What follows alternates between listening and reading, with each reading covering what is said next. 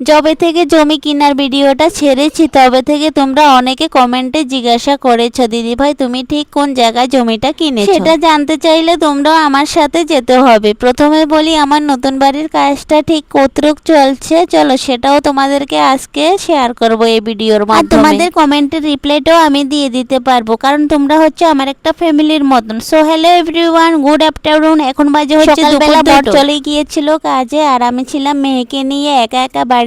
খুবই মন খারাপ ছিল। আর এদিকে মেজো দিদি ভাই ফোন করে বলে কি আমি আজ তোদের নতুন বাড়িটা দেখতে যাব। আর এই কথাটা শুনে আমি তো অনেক খুশি। আর দেরি করা যাবে না, বরকে ফোন করে অবশ্যই পটাতে হবে, কারণ আমি নতুন বাড়িতে যেতে চাইলে আমাকে একদমই যেতে দেয় না। তাই ভাবলাম এই সুযোগে যাওয়া। আর এই গাড়িটা দেখতে পাচ্ছ, গাড়িটা হচ্ছে আমাদের বাড়ির রাস্তা। দেখে মনে হচ্ছে না রাস্তাটা অনেকটা চওড়া। আর আজ আমরা নতুন বাড়িতে দেখতে এসেছি। আমরা 3 বোন, আমাদের দিদি ভাইয়ের ছেলে মেয়ে আর আমার বরমশাই। যবে থেকে আমরা জমি কিনেছি তবে থেকে কিছু কিছু লোকের থোবরাগুলো দেখে মনে হচ্ছে যে ওদের টাকায় জমি কিনেছি। তাতে আমাদের কি হয়েছে, ওদের আসল রূপটা তো দেখতে পেরেছি। আর আমরা জমি কেনার আগে কিছু কিছু লোক তো অলরেডি বলে দিয়েছে আমাদের নাকি কোনো অকাত নেই জমি কেনার, ঘর বাড়ি করার। আমরা নাকি ওদের বাপের জমিতে থেকে অনেকটা ফুটানি। সত্যি যবে থেকে এই কথাগুলো শুনেছি তবে থেকে মনের মধ্যে গেঁথে নিয়েছি সেই মানুষগুলোর কালো ছায়া কুনজর যেন আমার পরিবারের উপর না পড়ে। এখন থেকে ভেবে নিয়েছি একটা আলাদা করে বাড়ি করে সুন্দর সংসার করব। আর কিছু কিছু লোক তো আমাকে দেখতে পারে না, অথচ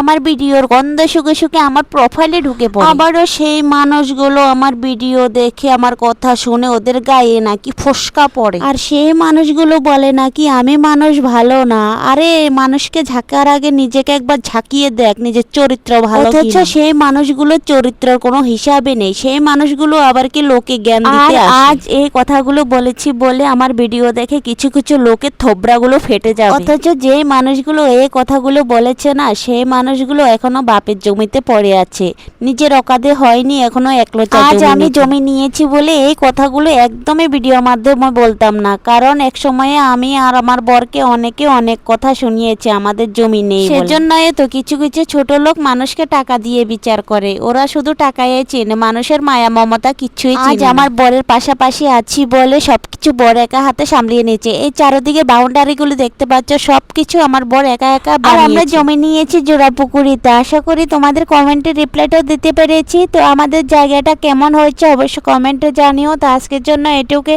দেখা হচ্ছে নেক্সট ভিডিওতে। তো সবাই ভালো থেকো, সুস্থ থেকো। তো টাটা।